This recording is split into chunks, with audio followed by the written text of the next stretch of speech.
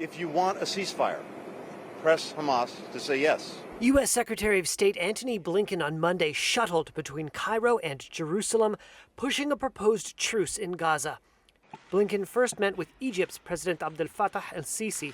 Afterward, he told reporters that the greatest obstacle in reaching a ceasefire was that Hamas had yet to accept the terms of a deal outlined by U.S. President Joe Biden last month.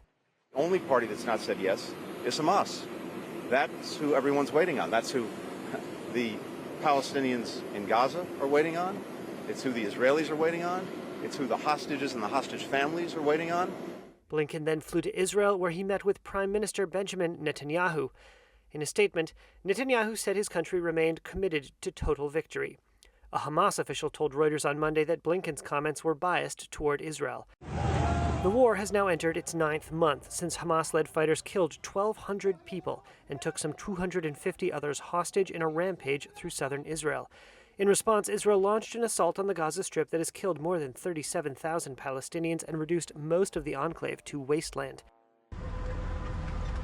Israel's military on Monday released video it said showed scenes from a weekend operation that resulted in the rescue of 4 hostages kidnapped on October 7th and recovered from the Nuseirat refugee camp in the center of the Gaza Strip.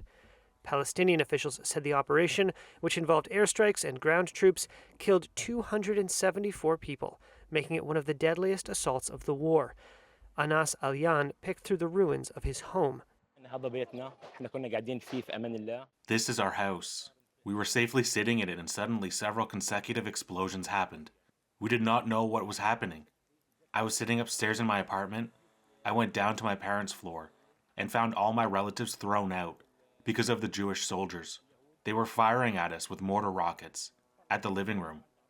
All my relatives were wounded. There was a lot of gunfire. F-16, quadcopters, drones. It was horrible. Soldiers in this area were all firing.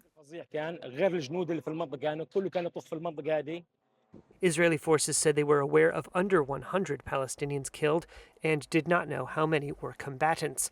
Hamas's military wing released this video on Sunday, purporting to show its fighters battling Israeli tanks in the streets of Rafah in southern Gaza. Israeli forces began an operation in the city last month, despite White House pressure to hold off. Around half of the Gaza Strip's 2.3 million people had been sheltering in Rafah before last month's assault, and 1 million have had to flee again.